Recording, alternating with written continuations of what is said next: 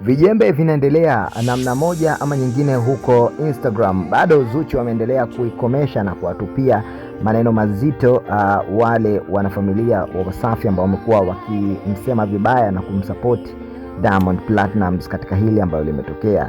Zuchu amezungumza mengi na kusema kwamba mara zote amekuwa akiona familia na upande wa Diamond wakimtetea sana ndugu yao, hata kama amekuwa katika hali ya kukosea. Ukoseaji upo kwa kila mwanaadamu. Sasa inakuwaje kama wao wamekuwa wakitetea zaidi na kumkingia kifua Diamond Platnumz hata pale ambapo anakuwa amefanya makosa ya wazi kabisa? Jambo hili limemkera na kumtoa kwenye njia Zuchu. Ndio maana amekuwa akizungumza na akielezea mashabiki zake yale ambayo alikuwa yakimsibu, wasione kwamba amechukua tu hatua za ghafla, bali amevumilia kwa zaidi ya miaka 4 huko nyuma tabia ambazo Diamond Platnumz amekuwa akizifanya, jinsi ambavyo Zuchu amekuwa akizungumza naye, lakini namna ambavyo ameona kama atakuwa akimdharau hivi. Sasa jambo hili kwa hakika Zuchu limekuwa likimuumiza na hajapendezwa nalo, ndio maana amechukua hatua kubwa. Lakini licha ya kufanya hivyo vyote, bado watu wa karibu wanaowaita machawa na baadhi ya watu wengine ambao wamekuwa wakimpenda Diamond Platnumz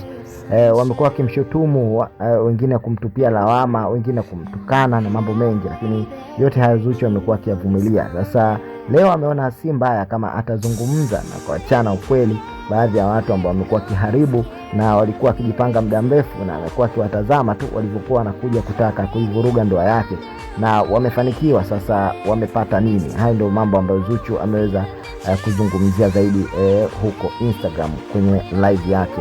Lakini hata hivyo pia Zuchu ameweza kufunguka namna ambavyo amechukua nafasi ya kupumzika, kutulia, ajisikilizie katika kipindi hiki ambacho yuko na stress na anahitaji muda zaidi wa kuweza kufanya mambo makubwa ya kazi zake. Lakini mashabiki wengine wamekuwa wakimsihi na kumpa matumaini Zuchu kwamba atakaa sawa.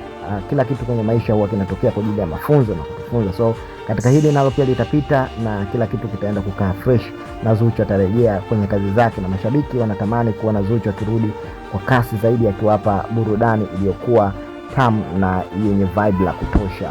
Niseme tu usisahau kusubscribe, kulike pamoja na kushare.